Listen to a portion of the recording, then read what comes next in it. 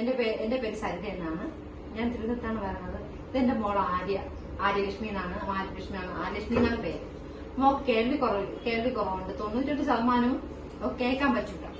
പക്ഷെ എങ്കിലും തിരുവനന്തപുരത്തുള്ള നിഷിൽ കൊണ്ടുപോയി പഠിപ്പിച്ചു. അവള് ഡിഗ്രി വരെ പഠിച്ചു.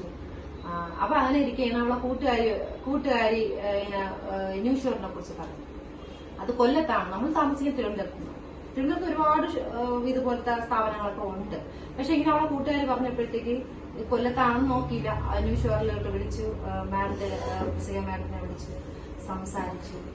അപ്പൊ നമ്മള് കേൾവി കുറവാണെന്നുള്ള കാര്യങ്ങളൊക്കെ പറഞ്ഞു. അപ്പൊ അതിനെന്താ കുഴപ്പമില്ല, നമുക്ക് അത് കേൾവി കുറവുള്ള കുട്ടി അയ്യോ അങ്ങനെയൊക്കെയാണ്, ഇങ്ങനെ പോകാൻ പറ്റൂല അല്ലെങ്കിൽ എങ്ങനെയൊക്കെയാണെന്ന് ഒരു സംശയവും പറഞ്ഞില്ല. അവൾക്ക് പോകാൻ പറ്റുമെങ്കിൽ പോട്ടെ, അവള് പഠിക്കണേ, ഞാൻ എന്നെ കൊണ്ട് കഴിയുന്നതൊക്കെ ഞാൻ ചെയ്യാം എന്ന് മാഡവും പറഞ്ഞു.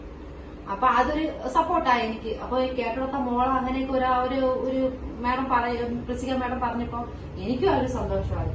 എന്റെ മോക്ക് കേട്ടുകൂടെങ്കിലും മാഡം പറയല്ലേ ഇങ്ങനെ പോവാം, അവർക്ക് ഒരു കുഴപ്പമില്ല, നിങ്ങളത് മുന്നോട്ട് ഇറങ്ങിക്കോ, എന്നാ കഴിയണം അതിനപ്പുറവും ഞാൻ ചെയ്ത് അവർക്ക് എന്തൊക്കെ ചെയ്യാൻ പറ്റുമോ അതൊക്കെ ചെയ്യാമെന്ന് പറഞ്ഞു.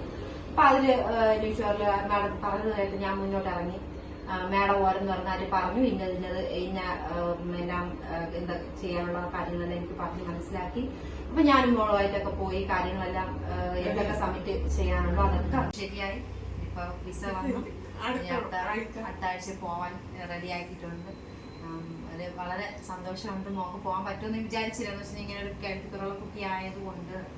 അപ്പൊ ഇവിടെ ന്യൂഷോറിലെ ടീമംഗങ്ങളും എല്ലാരും കൂടെ സപ്പോർട്ട് ചെയ്തത് കൊണ്ടാണ് ഇത്രയും നല്ല രീതിക്ക് എല്ലാ കാര്യങ്ങളും നല്ല പെട്ടെന്നുള്ള കാര്യങ്ങൾ എല്ലാം റെഡി ആയിട്ട് വന്നത്.